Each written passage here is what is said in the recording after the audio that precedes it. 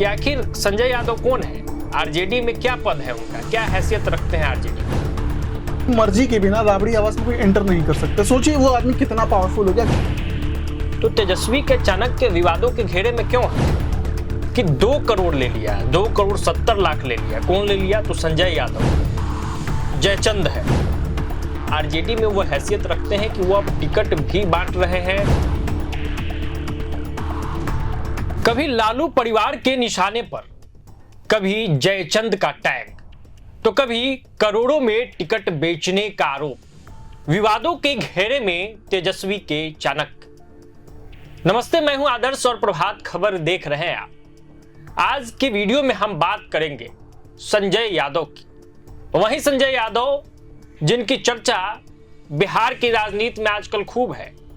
अगर आरजेडी में तेजस्वी यादव की चर्चा होती है, लालू यादव की चर्चा होती है, तो अब चर्चा संजय यादव की भी होती है। कभी लालू परिवार के अंदर ही कई तरह की बातें निकल के सामने आती है, अलग अलग आरोप संजय यादव पे लगाए जाते हैं। तो अब जब टिकट बंटवारे का समय आया तो करोड़ों की डील का आरोप लगा, करोड़ों में टिकट बेचने का आरोप लगा। आखिर ये संजय यादव है कौन, राजनीति और आरजेडी में इनका पद क्या है? तमाम मुद्दों पर बातचीत करने के लिए हमारे साथ हमारे सहयोगी प्रशांत तिवारी हैं। सवाल यही है, सबसे पहले शुरुआत यहीं से करते हैं कि आखिर संजय यादव कौन है, आरजेडी में क्या पद है उनका, क्या हैसियत रखते हैं आरजेडी में वो? देखिए, इस कार्यक्रम के लिए बहुत बहुत धन्यवाद आदर्श। आपने जो सवाल पूछा है कि कौन है संजय यादव, इनकी एक आइडेंटिटी हो तो तब तो मैं बताऊं। ये अगर मैं बात करूं, कुछ साल पहले हम चलते हैं जब लालू यादव केंद्र में रेल मंत्री हुआ करते थे और तेजस्वी और तेज प्रताप अपनी स्कूलिंग जो है वो दिल्ली के एक बड़े स्कूल से कर रहे थे। इनकी मुलाकात जो है वहीं से हुई। हरियाणा से आने वाले संजय यादव तेजस्वी यादव के सबसे बेहतरीन दोस्त बने और बेहद पुराने दोस्त, बहुत पुराने दोस्त कह सकते हैं कि ये दोस्ती कोई आज की नहीं है या कोई 2-4 पिछले 5 सालों की नहीं है। ये दोस्ती करीब 20 से 25 साल पुरानी है। मतलब कि जैसे हम और आप दोस्त हैं बहुत समय से, वैसे ही लंबे समय से वो दोस्त हैं। उसके बाद जब तेजस्वी प्रोफेशनली राजनीति में आते हैं तो उन्हें एक ऐसा सहयोगी चाहिए था जिसपे वो आंख और कान बंद करके भरोसा करे, और उन्हें संजय में वो दिखा क्योंकि बचपन के दोस्त थे। तो कहे चलो भाई संजय, तुम मेरे लिए मेरे आंख कान की तरह काम करो। और ये कह सकते हैं कि जो भूमिका केंद्र में नरेंद्र मोदी के लिए अमित शाह निभाते हैं, वही भूमिका राजद में तेजस्वी यादव के लिए संजय यादव निभाते हैं। संजय यादव निभाते हैं। तो अगर ऑफिशियली किसी पद की बात की जाए तो शायद वो नहीं है संजय यादव। नहीं, देखिए ऑफिशियल पार्टी में तो वो राज्यसभा के सांसद हैं ही। उसके अलावा जो आपने देखा होगा कि जब से संचार क्रांति आई है, संचार क्रांति बहुत टफ हिंदी हो जाती है। अगर मैं इसको एक बोलचाल की भाषा में बोलूं तो जब से ये कम्युनिकेशन फ्री हुआ, एक्सेस हुआ, इजी टू रीच हुआ आम लोगों के लिए, जब से इंटरनेट सस्ता हुआ देश में, तो सभी पार्टियों ने अपना सोशल मीडिया हैंडल स्टार्ट किया। इसकी पहली बारगी 2014 के लोकसभा चुनाव में दिखी जब नरेंद्र मोदी बीजेपी के स्टार कैंपेनर और प्राइम मिनिस्टर कैंडिडेट थे। और उस टाइम पहली बार जो है वो 3D तरीके से पूरे देश में नरेंद्र मोदी का प्रचार किया गया था।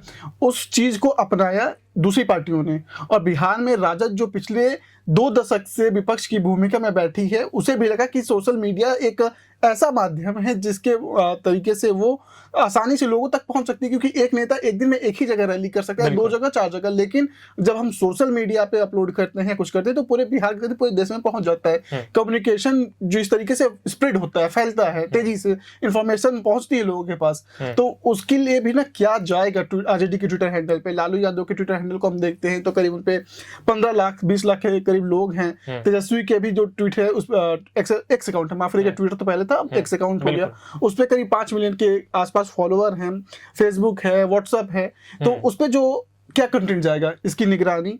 दूसरा ही कि एक पार्टी में हायरार्की जो थी वो टूटती हुई दिख रही है। मतलब अगर इसको थोड़ा कॉमन चीज में समझे तो जैसा कि आपने बताया कि जिस तरीके से पीएम मोदी के लिए अमित शाह या उस समय 2014 चुनाव में प्रशांत किशोर, वैसे ही संजय यादव, तेजस्वी यादव और आरजेडी के लिए। बिल्कुल। अब चूंकि संजय यादव जब कहे जाते हैं कि तेजस्वी के चाणक्य है, तो तेजस्वी के चाणक्य विवादों के घेरे में क्यों है और कब से है, इसकी शुरुआत कब से हुई थी?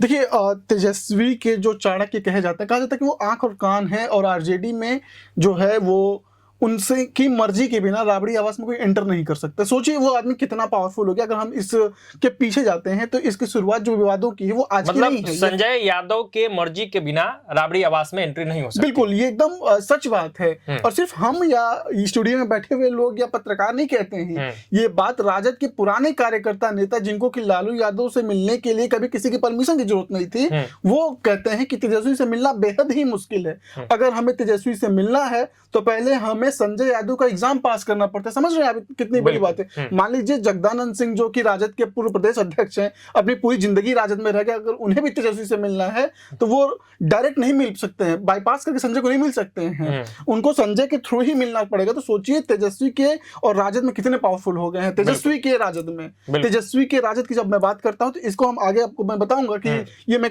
स्लग क्यों यूज कर रहा हूं, मैं आगे बताऊंगा आपको। तो विवादों की शुरुआत पे आप जा रहे थे। हाँ, अब आते हैं हम विवादों की शुरुआत। देखिए, विवादों की शुरुआत कोई आज की नहीं। अगर हम तेजस्वी यादव की राजनीति को देखते हैं और जब हम राजद की राजनीति को देखते हैं तो तेजस्वी यादव 2015 में जब बिहार की पहली बार डिप्टी सीएम बने और इनको हरियाणा से बुलाया कि भाई आइए आप मेरे काम में पॉलिटिकल काम में मुझे सहयोग करिए, क्योंकि सरकार में तो आपके सचिव होते हैं वगैरह, लेकिन पार्टी का काम, पार्टी और परिवार, माफ करिए, पार्टी और सरकार वो एक ऐसी चीज है, वो रेल की पटरी की तरह है। दोनों साथ में रहेंगी लेकिन कभी कहीं एक जगह पे एक नहीं हो सकती। जहां एक होंगी वहां पे कोलैप्स हो जाता है। तो संजय यादव को अपने लिए लाते हैं लोग, बहुत सारे लोग लाते हैं कि भाई मेरी मदद करेंगे। जैसे कि हम उधर जाएं, तमिलनाडु में जाएं तो करुणानिधि के बहुत बड़े सहयोगी रहे, उन्होंने अपने सहयोगी तौर पे अपने लड़के को चुना।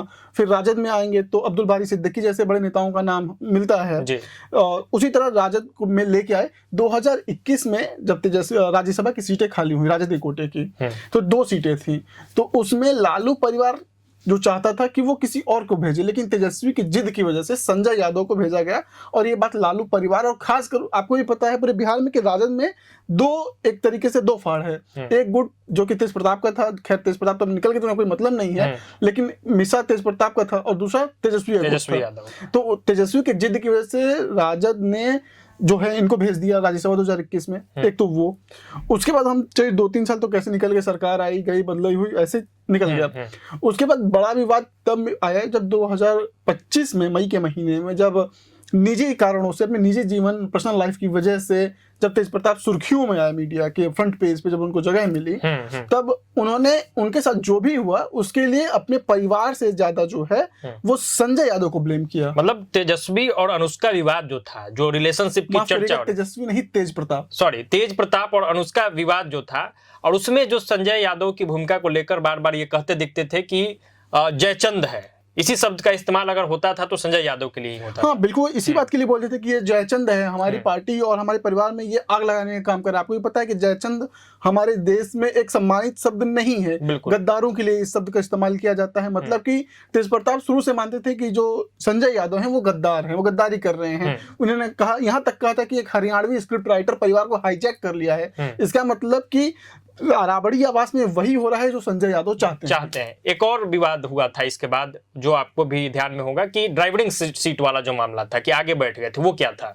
हाँ, ड्राइविंग सीट वाला मामला बेहद ही सुर्खियों में रहा, और इसको लेके राजद के पुराने कार्यकर्ताओं से लेके नए सपोर्टर्स और जो फर्स्ट टाइम वोटर हैं उनके भी दिमाग में रहा। कि देखिए कई दफा होता है ना, जब हम डाइनिंग टेबल पे बैठते हैं, किसी घर में डाइनिंग टेबल होता है, या गाड़ी की जो फर्स्ट सीट होता है वो हेड ऑफ द हाउस या हेड ऑफ द ओनर का होता है। एक सिंबॉलिक वो बना दिया गया है कि ये हेड ऑफ द हाउस का या हेड ऑफ द पार्टी का है। और आपको भी पता है कि राजद में जो हेड ऑफ द पार्टी या हेड ऑफ द एवरीथिंग है वो है लालू यादव। लालू यादव ने अपना सक्सेसर जो है तेजस्वी यादव को घोषित कर दिया है, नॉमिनेट कर दिया है। तेजस्वी लीड कर रहे हैं राजद को, तो वो सीट जो है वो रिजर्व रहती है लालू यादव या तेजस्वी यादव के लिए। लेकिन वोटर अधिकार, माफ करिए, बिहार अधिकार यात्रा पे जब तेजस्वी निकले थे, जो कि वोटर अधिकार यात्रा के तुरंत बाद तो उस सीट पे कुछ ही देर के लिए जो है वो संजय यादव बैठे हुए दिखे।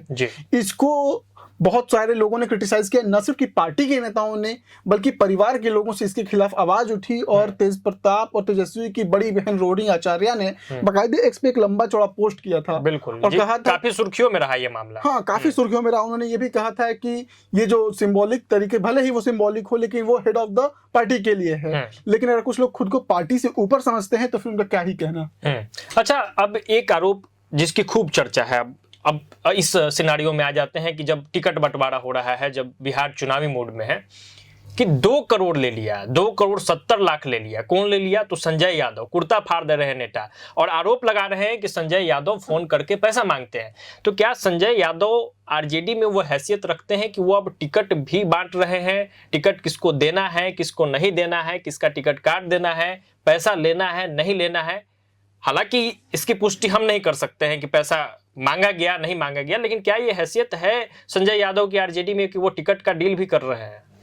देखिए, जब आप ये कह रहे हैं कि तेजस्वी यादव के बहुत खास हैं, और जब वो कह रहे हैं कि वो सीट बंटवारे की हैसियत रख रहे हैं, तो इसमें कहीं कोई गफलत की बात है ही नहीं। ये एकदम कंफर्म है कि कोई आम कार्यकर्ता या कोई आम नेता तो जाके तेजस्वी यादव की सीट नहीं बैठ सकता है। बिल्कुल। अगर वो इस सीट पे बैठ रहे तो मैं मानता हूँ ये बात कि भले ही वो डायरेक्ट ना उसके लिए ऑथोराइज्ड हो, लेकिन इन्फ्लुएंस तो वो कर रहे हैं। वो तेजस्वी को इन्फ्लुएंस कर रहे हैं कि भाई आप इनको नहीं, इनको टिकट। आप जिस घटना की बात कर रहे हैं, मधुबन के जो मदन शाह हैं, जो कि पिछली बार प्रत्याशी रहे 2000 वोटों से बीजेपी के कैंडिडेट से हार गए थे, उन्होंने आरोप लगाया भाई कि हमसे 2,70,00,000 रुपए। उन्होंने कहा कि मुझसे नहीं मांगा, लेकिन जो बीजेपी का, जिसको राजद ने टिकट दिया वो बीजेपी का पहले नेता था, फिर राजद से इस बार चुनाव लड़ने आया और 2,70,00,000 में टिकट बेच दिया।